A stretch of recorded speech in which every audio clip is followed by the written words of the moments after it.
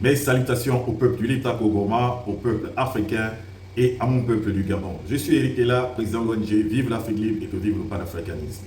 Nous avons fait immersion dans mon pays, le Gabon, pour commenter l'actualité politique qui est très dense. Nous allons commencer par le séjour du président de la transition au niveau de Minzik. Le président de la transition a profité de son séjour dans le Wallington pour faire un tour à Minzik et s'adresser aux populations. Parce que vous savez, il y a l'interconnexion qui va se mettre entre le Cameroun, la Guinée équatoriale et le Gabon. Cette interconnexion va permettre de résoudre dans certaines régions du Cameroun et du Gabon les délestages d'électricité qui deviennent une vraie épine dans le pied des gouvernants. Pendant son séjour au niveau de Minzik, le président de la transition a parlé de Kelly Ondo. Kelly Ondo, pour ceux qui ne savent pas, c'est un jeune Gabonais qui a essayé de faire un coup d'État qui s'est terminé en drame parce qu'il a perdu certains de ses collègues au niveau de la radio-télévision gabonaise. Dès que le coup d'État a été assumé le 30 août, beaucoup de Gabonais attendaient à ce que Kelly Ondo soit libéré par les militaires, parce que la GR est quand même le leader de ce coup d'État. Mais malheureusement, ce ne fut pas fait. Donc il y avait des grincements dedans. Et lorsque un des opposants du président Brice Clotaire Oligui-Nguema, Alain-Claude Bilibinze, a fait immersion dans le Wallington pour présenter son projet politique, au niveau de la ville de Minzik, il y a des badauds qui ont empêché que ces meetings et ces causeries puissent avoir lieu. Et là, à partir de là, la toile a explosé avec des condamnations. Le peuple était écœuré et ils ont dit à ce peuple de Minzik, au lieu de demander la libération de Kelly Ondo, vous êtes allé dans un exercice d'empêcher un Gabonais de faire de la politique partout où il veut.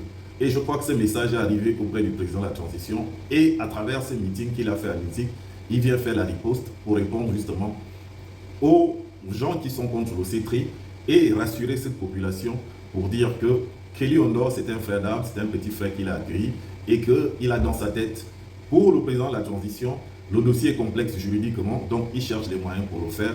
Dans le cas contraire, il va attendre la fin de l'année lorsque le ministre de la Justice fait une proposition de grâce présidentielle qui est coutumier chaque fin d'année, le président gracie des prisonniers politiques. Voilà la réponse que le président de la transition a donnée aux gens de cette province, les gens de cette ville qui est Minzik. Donc, tout le monde y va de son commentaire. Moi, personnellement, je pense que le président de la transition peut initier une loi d'amnistie au lieu d'attendre encore un an jusqu'en fin d'année. Le Parlement est acquis à sa cause, c'est-à-dire l'Assemblée nationale et le Sénat. Donc, une loi d'amnistie peut être initiée de façon à pouvoir amnistier Kelly Ondo parce qu'il a été condamné quand même à 15 ans de prison avec une amende financière. Ça, ce n'est que mon point de vue. Donnez-moi le vôtre en commentaire. Je vous laisse d'abord écouter Brice Clotaire Oligui-Nguema, puis je vous reviens s'il vous plaît. Mon petit frère Kelly Ondo en prison. Oui. Kelly Ondo, c'est mon petit frère. C'est mon frère d'âme. Quand il rentre à la GR, c'est moi qui l'accueille. Je ne saurais l'oublier en prison. Sauf que les gens qui l'ont mis en prison, il a été jugé. Et notre pays, c'est un pays de loi. Et même étant président de la République, quand vous êtes allé au dialogue, vous avez voulu une justice indépendante. Une justice dure, impartiale.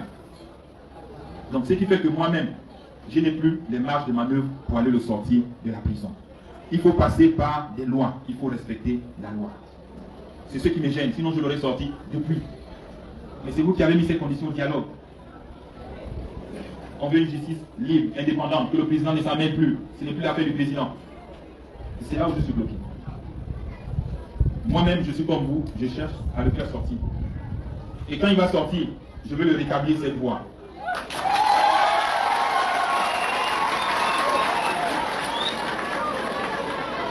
C'est vrai, ce qu'il a fait n'a pas marché. Nous tous on le souhaitait. Nous sommes venus faire après lui. Et ça a marché. On ne va pas l'oublier. C'est notre frère d'âme. On a combattu pour la même cause depuis 2009, depuis 2016. Et en 2023, ça a marché. Donc je ne saurais l'oublier. Soyez patients, il arrive souvent vers la fin de l'année. Et c'est à la fin de l'année que le ministre de la Justice arrive me voir pour me dire oui, le président de la République, en ce moment-ci, vous pouvez donner la grâce présidentielle. Donc c'est le moment que j'attends. Quand il viendra vers moi pour me dire la grâce présidentielle est arrivée, je vais inscrire le nom de Kelly Ondo.